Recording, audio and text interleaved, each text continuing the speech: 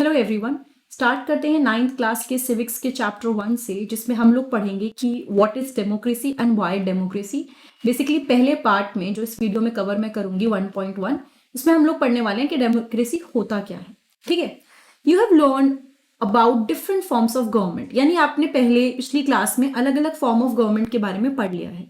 On the basis of your understanding of democracy so far, mentioning a few example, write down some common features of democratic governments and non-democratic governments. तो पिछली बार में हमने क्या किया था, थोड़ा बहुत हमने गवर्नमेंट्स के बारे में पढ़ा। हमने ये भी पढ़ा कि डेमोक्रेसी हल्की बहुत थोड़ी बहुत क्या होती है, क्या जरूरतें हैं, क्या फर्क होगा एक डेमोक्रेटिक गवर्नमेंट में, एक नॉन डेमोक्रेटिक गवर्नमेंट में। जो आपकी प्रीवियस नॉलेज है उसके बेसिस पे आपको आंसर करना है। नाउ व्हाई डिफाइन डेमोक्रेसी, तो यहाँ पे एक पूरी चार्ट है जिसमें से हम कुछ भी मिस नहीं करेंगे, बातें हो रही हैं, ये कवर करेंगे। Before we proceed further, let us first take note of an objection by Mary. She does not like this way of defining democracy and wants to ask some basic questions. तो यहाँ पे क्या लिखा है कि Mary जो है उसको पसंद नहीं आता है कि जिस तरह से हम लोग डेमोक्रेसी को डिफाइन करते हैं, एंड वो कुछ बेसिक क्वेश्चंस कवर करना चाहती है। हर टीचर मतिल्डा वो क्या करती हैं, वो रिस्पॉन्ड करती है उनके क्वेश्चंस का as other classmate join the discussion. So overall क्या हो रहा है ना, सो मैरी को नहीं पसंद आ रहा कि किस तरह से डेमोक्रेसी के बारे में बात करें, एंड देन मतिल्डा वो इंटरवीन कर रही हैं कि देखो ऐसा ऐसा है, इस तरह से। Now Mary, ma'am I don't like this idea. First we spend time discussing democracy and then we want to find out the meaning of democracy. उसने क्या बोला कि मुझे ये चीज समझ नहीं आई। यहाँ पे थोड़ा बहुत इसके बारे में बेसिक भी दिया था। नाउ यहाँ पे क्या बोला है कि मुझे ये आइडिया पसंद नहीं आया कि पहले हम लोग डेमोक्रेसी को डिस्कस करेंगे, उसके बाद हम लोग डेमोक्रेसी का मीनिंग समझेंगे। I mean logically shouldn't we approach it in the other way round, यानी क्या ऐसा नहीं होना चाहिए कि पहले हमें डेमोक्रेसी समझना चाहिए कि क्या है, उसके बाद हम लोग डेमोक्रेसी को डिस्कस करें। सो आई मीन लॉजिकली हम लोग जो भी हैं, हम सबको अपोजिट ये काम करना चाहिए। पहले डेमोक्रेसी को मीनिंग को समझेंगे, फिर डेमोक्रेसी के बारे में डिस्कस करेंगे। Shouldn't meaning have come first and then the example. उसके बाद जो उसकी मैम है कहती है I can see your point, मैं तुम्हारा पॉइंट समझती हूँ। That is not how we reason in everyday life. But इस तरह से हम हर एक चीज को सवाल जवाब जो करते हैं, हर एक चीज को जो समझते हैं, इस तरह से नहीं करते हैं। We use words like pen, rain or love. Do we wait to have a definition of these words before we use them? क्या हम वेट करते हैं कि पहले हम इनकी डेफिनेशन समझें, उसके बाद हम इनको यूज करेंगे? Come to think of it, do we have a clear definition of these words? क्या हमारे पास इन सब चीजों की एक क्लियर डेफिनेशन है? It is only by using a word that we understand its meaning. यानी कि जब हम उस वर्ड को यूज करने लगते हैं तब हम उसका मतलब समझ पाते हैं। देन मैरी बोलती है but then why do we need definitions at all, कि हमको डेफिनेशंस की जरूरत ही क्या है फिर अगर ऐसा ही है तो। We need definition only when we come across a difficulty in the use of word. हम डेफिनेशन की बात तब करते हैं जब हम लोगों को कोई भी चीज सॉल्व करने में, कोई भी चीज समझने में डिफिकल्टी आ रही है। We need a definition of rain only when we wish to distinguish it from say drizzle और क्लाउड बर्स्ट। यानी कि रेन वैसे ठीक है पता है, लेकिन हमें इसकी डेफिनेशन की जरूरत कब पड़ेगी, जब अगर हमें दोनों के बीच में, इनफैक्ट तीनों के बीच में डिफरेंशिएट करना हो, यानी कि ड्रिजल क्या है, क्लाउड बर्स्ट क्या है, रेन क्या है, सारी चीजें अलग अलग हैं। The same is true for democracy, और ये चीज सेम ट्रू है सबके लिए। We need a clear definition only because people use it for different purposes. हमें एक क्लियर डेफिनेशन की जरूरत है क्योंकि जो लोग हैं वो इसको अलग अलग पर्पज के लिए यूज करते हैं। Because very different kinds of government call them self democracy, यानी कि बहुत सारी ऐसी डिफरेंट गवर्नमेंट है जो अपने आप को डेमोक्रेसी बोलती है। तो रिब्यांग बोलती है but why do we need to work on a definition, but हमको डेफिनेशन पे वर्क करने की जरूरत क्या है? The other day you quoted Abraham Lincoln to us, democracy is government of the people, by the people and for the people. तो आपने उस दिन क्या किया था, अब्राहम लिंकन के कोट को हमें बताया था, जिसमें उन्होंने बोला था कि डेमोक्रेसी जो है वो गवर्नमेंट है of the people, by the people, for the people.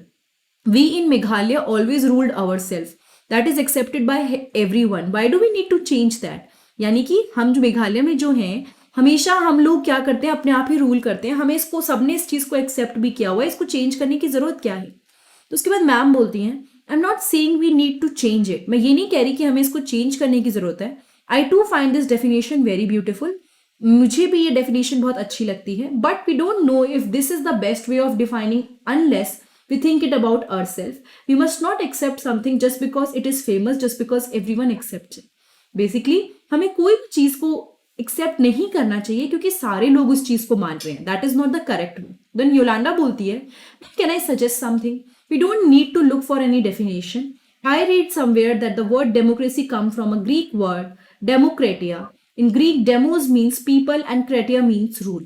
यानी कि ये जो योलांडा है वो क्या कहती है कि मैम हम लोगों को आई थिंक डेफिनेशन की जरूरत नहीं है. मैंने पढ़ा था कि जो ये वर्ड डेमोक्रेसी है ये ग्रीक वर्ड से लिया गया है जिसका मतलब है डेमोक्रेटिया. ग्रीक में डेमोस का मतलब है पीपल एंड क्रेटिया का मतलब है rule. So democracy is rule by the people. This is the correct meaning.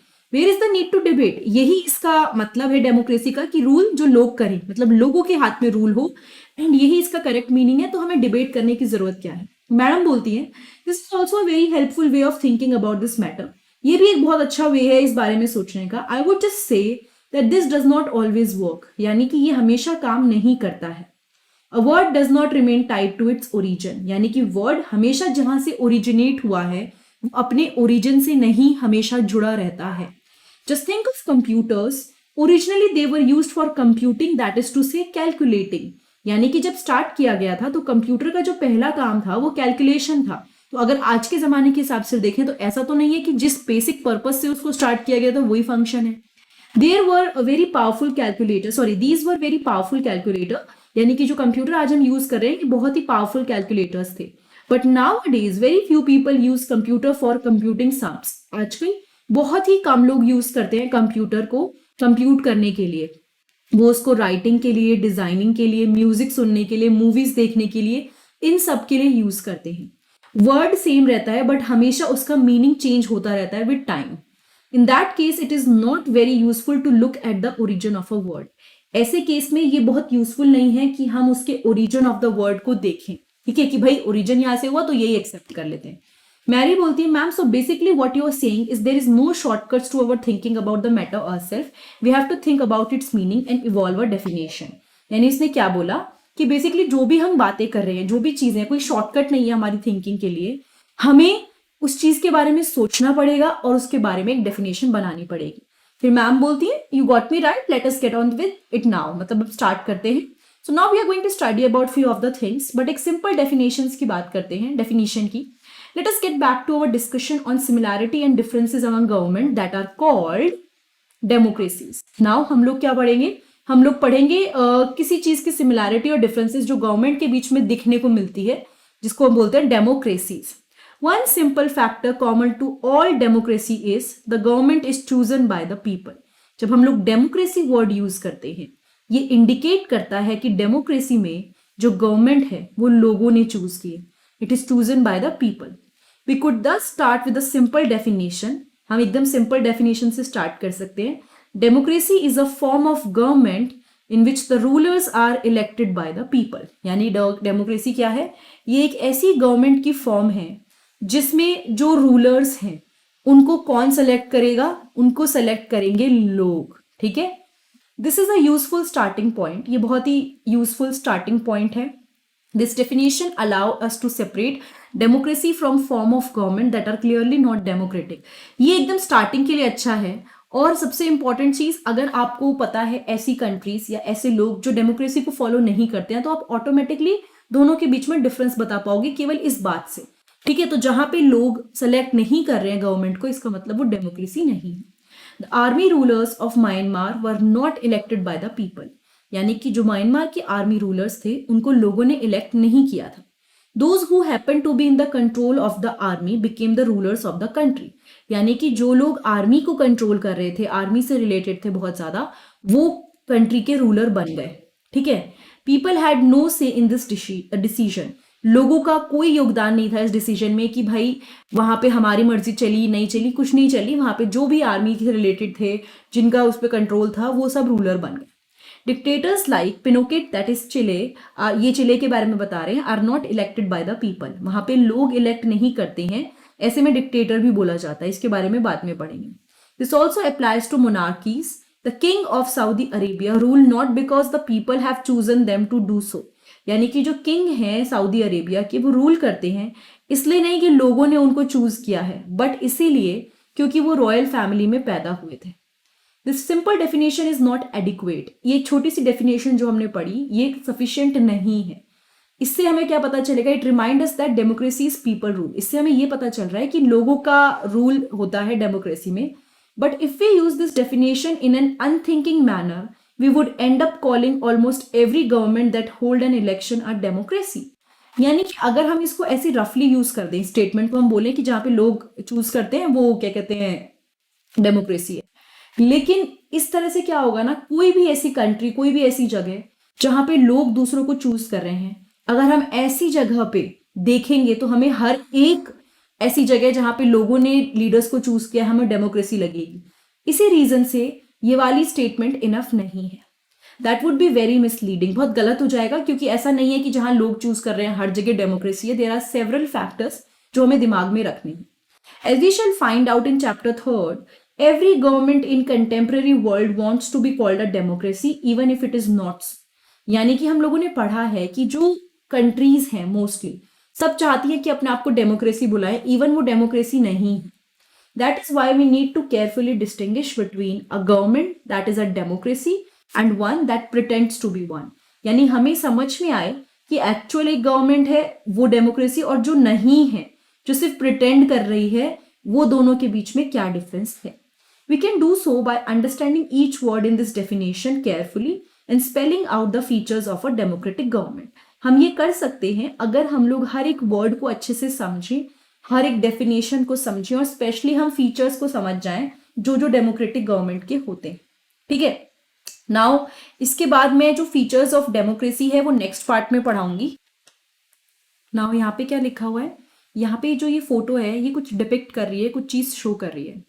तो this cartoon was drawn when election were held in Iraq with the presence of US and other foreign powers. What do you think the cartoon is saying, what is democracy return the way it is. तो basically ये जो picture है ये depict कर रही है जब military forces जो थी, यानी कि यूएसए और बहुत सारी और कंट्रीज की, किस चीज के पीछे, इराक में डेमोक्रेसी के लिए, मतलब उसको वहां पे ये जो इलेक्शन हो रहे थे वो करवाने के लिए।